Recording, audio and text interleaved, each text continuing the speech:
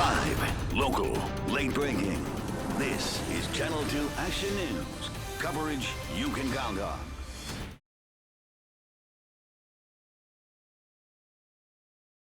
Students, faculty, and alumni all gathered here at the auditorium behind me here on the campus of Clark Atlanta University to honor the memory of Cynthia Hurd, one of the 9 victims recently killed in Charleston, South Carolina. Atlanta Public School employees received their paychecks, but some of them seem to have a little trouble taking them to the bank. The APS says they're well aware of the mess that Clean Sweep is making at 16 of their schools, but one of them is already making efforts to clean it all up.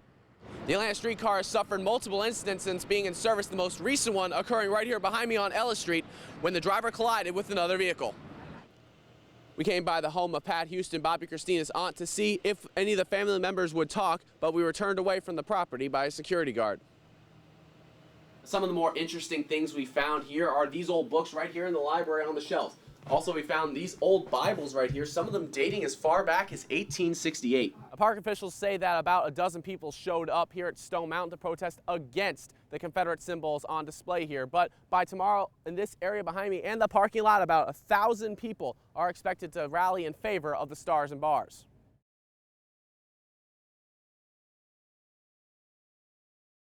Students, faculty, and alumni all gathered here at the auditorium behind me here on the campus of Clark Atlanta University to honor the memory of Cynthia Hurd, one of the 9 victims recently killed in Charleston, South Carolina.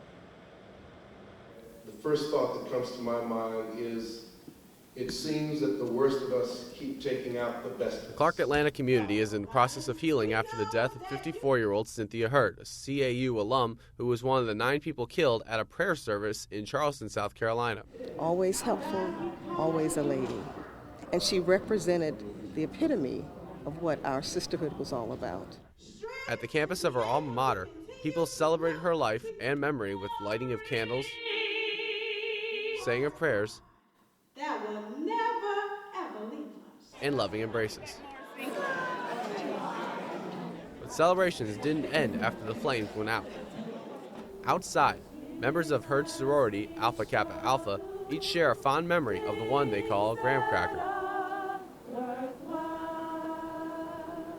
And she will always be remembered. She will always be loved, not only by the 14 of us and the Clark Atlanta University alumna, but she will be loved by the world.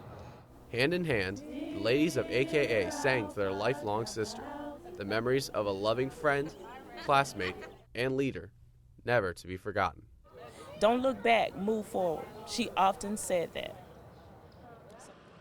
Her sorority sisters say while it is hard to forgive the suspect, they certainly will never forget what happened that fateful night in Charleston.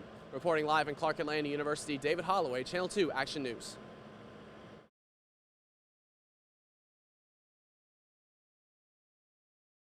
Atlanta Public School employees received their paychecks, but some of them seem to have a little trouble taking them to the bank. I've got a lot of friends of mine, a lot of co-workers that are just dying to get paid. Local janitor Bill Mowery is not the only one who's fed up with not receiving his paycheck. According to a former supervisor, Clean Sweep has failed to pay over 50 of its workers for the past month. Mowery tells us he attempted to cash his check multiple times but was unsuccessful. Well, I go in Monday morning at Chase Bank, standing there right at the door, go in, hand it to them, and they say they can't cash it. And I said, why? And they said, well, we can't tell you that. You're going to have to talk to the issuer of the check. When asked about the issue, Mowery says his current supervisor acted unprofessionally, telling him how he cashed his check successfully and wishing him the best of luck in cashing his. He said, I cashed my check already. How about you, sir? LOL. My check was $7,000. You want me to cash you out? LOL, LOL.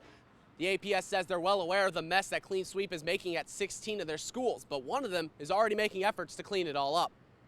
One official at Dobbs Elementary School says they banned Clean Sweep from the premises, but when we tried to locate Clean Sweep's premises, the closest we got to a cleaning service was a local dry cleaners. As for Bill, he's found other ways to get his consistent pay. The only reason I'm surviving right now is because of my younger brother. Other than that, I'd be on the street. David Holloway, Channel 2 Action News.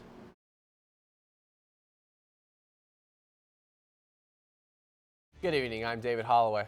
And I'm Lon Smith. A drive-by shooting has left a 14-year-old dead and 2 teenagers injured. Channel 2 intern Lacey Lee is at the East Point Police Department, where police say they're working around the clock to find the gunman. Now, having road repairs is common in this area, but some Metro Atlanta neighborhoods say some residents have complained about a busy intersection that needs to be fixed. Channel 2 intern Monjor Smith spoke with drivers who say something really needs to be done about the situation. Now, we did get an update from the Public Works Department and the Mayor's office. They're saying that they're sending a repair crew out later this evening to fix the pothole. Good evening, I'm Chelsea Bimeful. And I'm David Holloway. Right now, there's a threat for strong storms headed our way. Meteorologist Brad Nitz and Chief Meteorologist Glenn Burns are tracking the system. Happening now, the search for a robbery crew accused of nearly 20 home invasions. Channel 2's investigative reporter Mark Winnie is live in Clayton County. Mark, there's real concern that this crew will hit again, right? Now, anyone with information is asked to call Crime Stoppers to the number on your screen. That's 404-577-TIPS. Again, 404-577-8477. You can stay anonymous and still be eligible for a reward. New at 5, some people living in a Marietta neighborhood worry about a killer might be on the loose after police found a body of a woman in a creek nearby. Channel 2's Ross Cavett is live along Delk Road with why police say it may take some time to unravel this case. Gwinnett County investigators believe there may be more victims in a fraud plan targeting businesses. They say Philip Delsey of Brunswick told a Gwinnett restaurant owner the restaurant needed repairs ordered by the fire marshal, and then he took hundreds of dollars for those repairs. Investigators believe Delsey may have contacted as many as 50 area businesses.